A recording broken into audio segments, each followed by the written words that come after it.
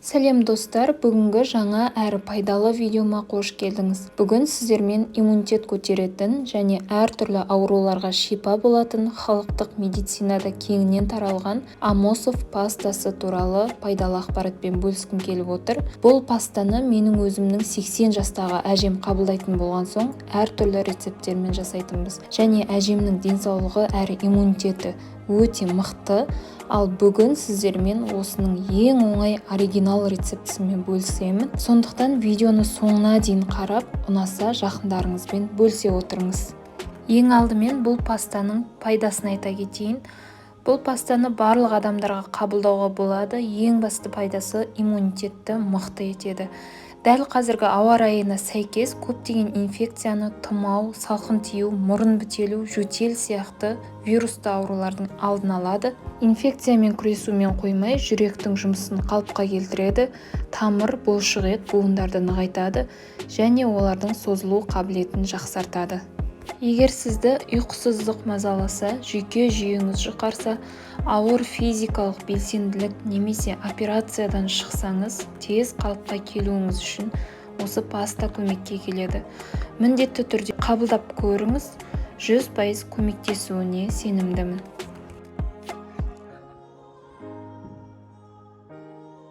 Ал енді жасалу жолына келер болсақ, өз қалауыңызға қарай ингредиенттерінің мөлшерін көбейте аласыз. Яғни мен 2 банка шығару үшін кептірілген жемістерден әрқайсысынан 230 граммнан шығардым. Ал сіз қалауыңызша қоса аласыз. Керек заттарды астына описаниеге жазып кетемін, ал қазір сіздердің уақыттарыңызды алмай бірден бастап кетейін. Алдымен кептірілген жемістердің барлығын жуып аламыз және оларды бір кептіріп аламыз.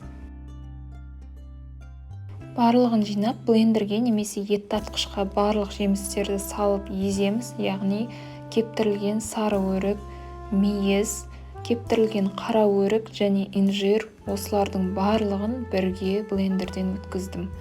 Сіздерге ескерту, тек блендеріңіз мықты болса ғана одан өткізуге рұқсат. Ал әлсіз болса, оны бұзып алуыңыз мүмкін.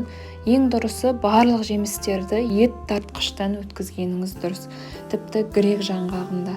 Менде ет тартқыш осы кезде болмай қалған соң блендерден өткіздім және менің блендерім мықты әрі сапалы болған соң онымен жұмыс істеген оңай болды.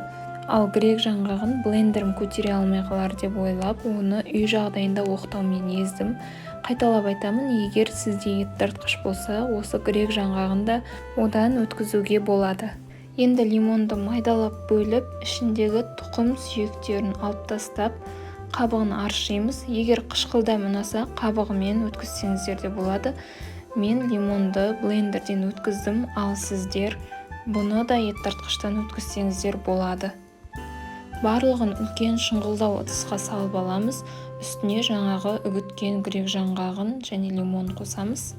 Ең соңында үстіне міндетті түрде бал қосып жақсылап араластырамыз. Мен балдан 400 граммдай қостым. Себебі менің балым өте қою болды, ал сіз кез келген балдан қоса берсеңіз болады.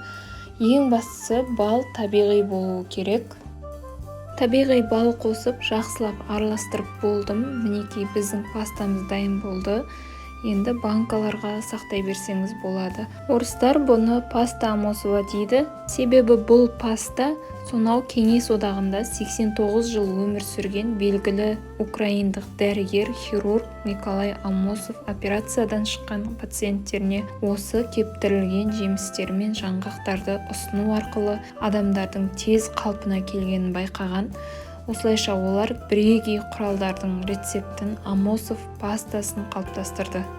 Операциядан кейінгі пациенттеріне академик Амосов осы пастадан күніне 3 ас қасық қабылдауға кеңес берген. Ал егер профилактика және иммунитет көтеру мақсатында күніне 1 ас қасық қабылдауға да болады, немесе шаймен бірге ішсеңіз де болады. Балаларға 3 жастан бастап 1 шай қасықтан беруге кеңес беріледі, ал пастаны қабылдауға кері көрсеткіштері жоқ, тек балға аллергиясы бар адамдар бұл пастаны қабылдай алмайды.